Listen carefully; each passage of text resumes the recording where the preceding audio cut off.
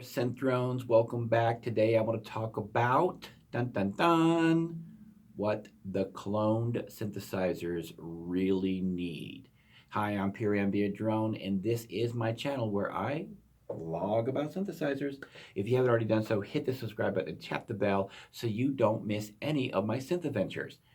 And if you would consider supporting me over at patreon.com/Pure Ambient Drone, that would be great too. It would really help things out over here. So, what do the cloned synthesizers really need? Well, I talked about this in one of my other videos, but I'm going to go a little bit further into it with it today, and that is patch memory, the ability to be able to recall and to save patches in the synthesizers.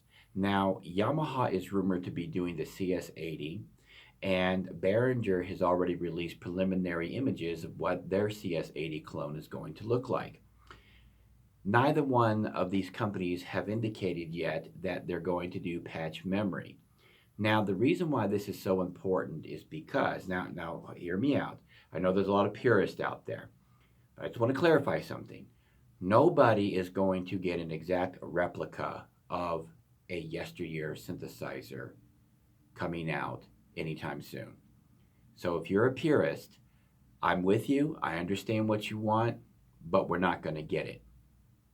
With that being said, patch memory added to the CS80 and even the Clone Pro 1 to come out by Behringer, along with the ARP 2600 that Behringer is also cloning. If we could get some patch memory in these synthesizers, it would bring these synthesizers up to almost legendary status. I mean, think about it for a moment. If they nail the sound, okay, and I say if because I haven't heard these synthesizers yet. If they get the sound down right, they're going to get a lot of sales. But if they get the patch memory into these units, it is going to increase the sales. Now, I'm telling you guys, I talk to a lot of people, and one of the biggest complaints that people have, the biggest reason why people pass on a synthesizer, other than they don't like the sound, is the functionality of presets. If they don't have the ability to recall presets and to save them, they're turned off by the synthesizer. Now, let me clarify.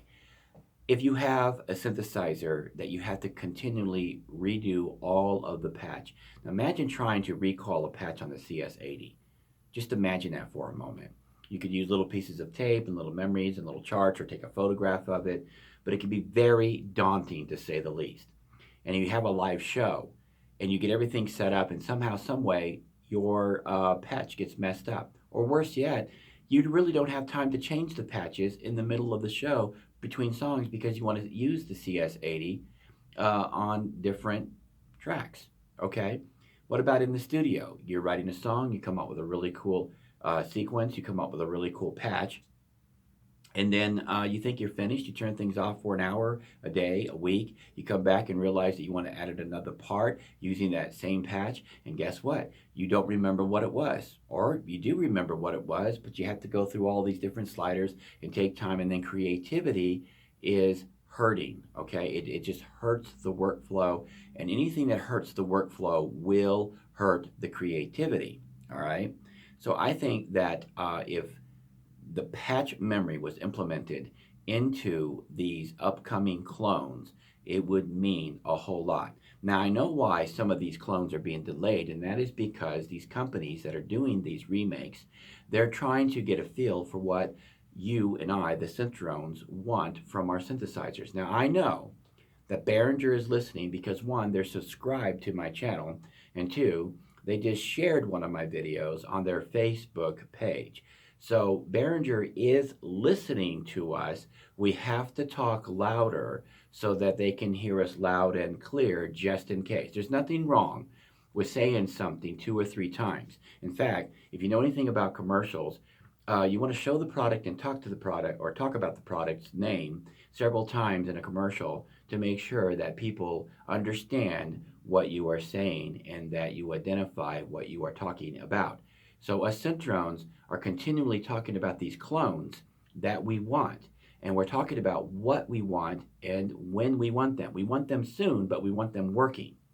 So I think the number one thing to bring these clones into legendary status, okay, for years to come, to keep them on the shelves, would be patch memory, because this is something that is really important to the synth community.